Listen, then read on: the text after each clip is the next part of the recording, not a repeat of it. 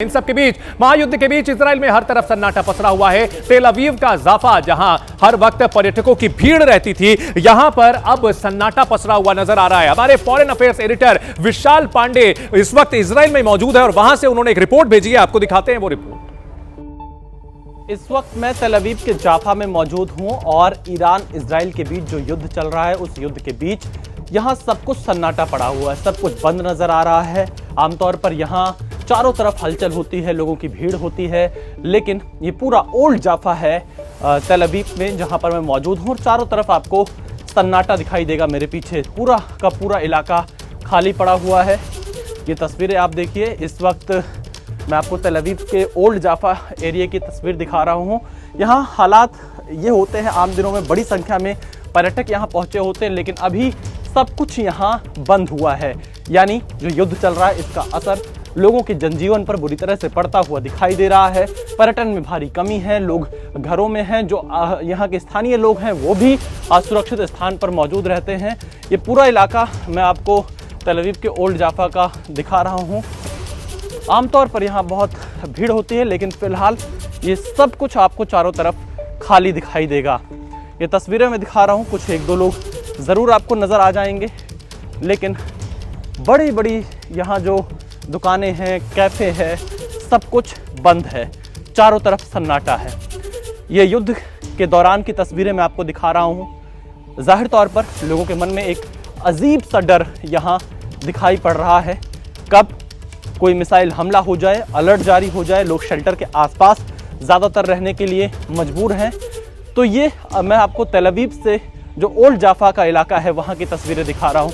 सब कुछ आप देखिए, चारों तरफ मेरे पीछे पूरा का पूरा सन्नाटा दिखाई देगा। आपको सिर्फ इस पूरे फ्रेम में मैं नज़र आ रहा हूँ और ग्राउंड ज़ीरो से, क्योंकि एबीपी न्यूज़ आपको एक एक जगह की तस्वीर पहुँचा रहा है, तो ओल्ड जाफा में सब कुछ खाली पड़ा हुआ है। लोग घरों में इस वक्त मौजूद हैं, शेल्टर के आसपास मौजूद हैं। तो युद्ध का एक दूसरा जो असर है वो ये है कि अर्थव्यवस्था पर भी बुरी तरह से इसका असर पड़ता है। विशाल पांडे, एबीपी न्यूज़, तेल अवीव, इजराइल।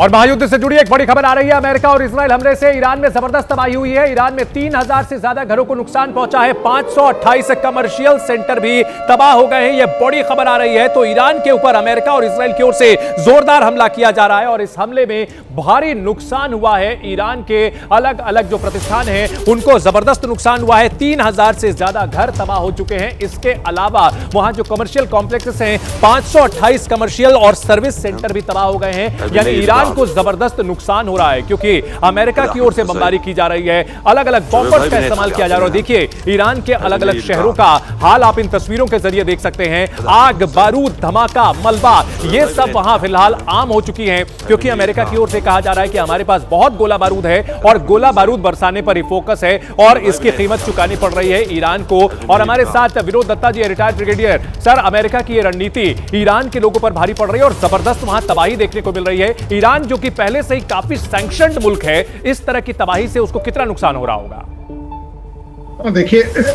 ईरान की जो माली हालत है वो काफी खस्ता है।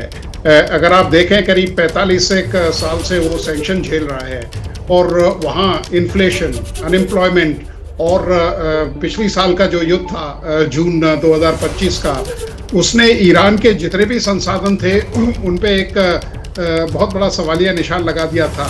लेकिन ईरान अपनी जिद पे अड़ा हुआ है, क्योंकि बाहर से उसको जो इमदाद आनी चाहिए थी उस स्केल में वो नहीं आ रही है। तो ईरान को चाहिए कि वो अपने जो लोग हैं बाशिंदे, और देखिए अब जिस तरह की बर्बादी तेहरान में देखी जा रही है, खासकर वेस्टर्न तेहरान, लबरीज वाला जो एरिया है, वहाँ बहुत ज़्यादा नुकसान पहुँचाया गया है, जो वहाँ की कमर्शियल कैपिटल थी।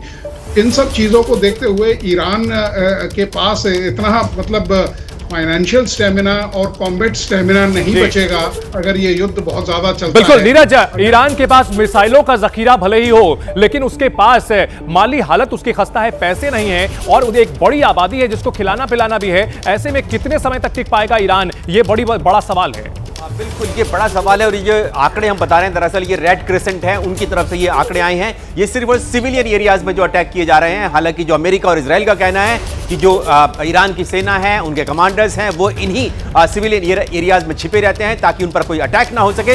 लेकिन इन सब में भी जो महात्मा गांधी हॉस्पिटल है तेहरान का, उस पर अटैक किया गया। 14 के करीब हॉस्पिटल्स जो हैं वहां तबाह हो चुके हैं। जैसे आपने पहले बताया था, स्टेडियम अटैक हो चुका है। इन सब इलाकों में 2000 से भी ज्यादा अटैक्स जो हैं अमेरिका और इजराइल अब तक जो है वो ईरान पर कर चुके हैं। तभी इतनी बड़ी संख्या में जो वहां पर हम लोग देख रहे हैं कि मलबे में तब्दील हो चुका है आधे से ज्यादा ईरान और तेहरान। विशाल, अगर बात की जाए ईरान के नुकसान की, तो ईरान को जबरदस्त नुकसान हो रहा है और उसके मुकाबले इजराइल के नुकसान की अगर बात की जाए तो तुलना करके किस तरह से देखते हैं आप? इजराइल को उतना नुकसान नहीं हो रहा है? चंदन, देखिए, इजराइल में फिलहाल अमेरिका और इजराइल दोनों साथ मिलकर जो एयर डिफेंस सिस्टम है उसको काफी मजबूत करते हुए दिखाई दिए हैं और उतना नुकसान इजराइल को नहीं हो रहा है। कुछ इलाकों में मिसाइल जरूर गिर रही है, लेकिन ईरान में बड़े पैमाने पर नुकसान हो रहा है। आज सुबह भी इजराइल की तरफ से आक्रामक जो हवाई हमले हैं वो तेहरान के अलग अलग हिस्सों में किए गए हैं। ईरान के सरकारी टेलीविजन के मुताबिक खामनेई का जो परिसर रहा है उसको एक बार फिर से निशाना बनाया गया है इजराइल की तरफ से। इसके अलावा राष्ट्रपति भवन जो ईरान का है उसके आसपास के इलाकों को इजराइल की तरफ से निशाना बनाया गया है। इस बात की आशंका जताई जा रही, चंदन, की खामनेई के जो दूसरे नंबर के बेटे हैं जिनको लेकर संभावना जताई जा रही कि वही खामनेई के उत्तराधिकारी होंगे, अगले सर्वोच्च नेता हो सकते हैं, उनको इजराइल और अमेरिका टारगेट कर रहा है। और इसीलिए जो राष्ट्रपति भवन का परिसर है या खामनेई का परिसर है उस इलाके पर जगह जगह एयर स्ट्राइक इजराइल और अमेरिका की तरफ से की जा रही है, क्योंकि कल ही राष्ट्रपति ट्रंप ने कह दिया था कि जो खामनेई के बेटे हैं वो उनको स्वीकार्य नहीं है। वो अपने हिसाब से ईरान में कोई नया नेता चुनना चाहते हैं। दो चीजें, चंदन, बिल्कुल साफ है। एक तो यहाँ पर जो रजा पहलवी हैं उनको लेकर भी अमेरिका की तरफ से कोई क्लैरिटी नहीं है। वो बार बार पोस्ट कर रहे हैं कि वो ईरान आना चाहते हैं, लेकिन अमेरिका शायद, डोनाल्ड ट्रंप शायद उनका साथ नहीं दे रहे हैं। विशाल, और साथ ही देखिए अमेरिका भी लगातार जिस तरीके से बयान दे रहा है और लगातार सामने मीडिया से वहां पर अमेरिका में प्रेस कॉन्फ्रेंस के दौरान वो कह रहा है कि आप सरेंडर कर दीजिए, आपके तमाम बड़े जो जगह थी वहां पर हमने उसको तबाह कर दिया है।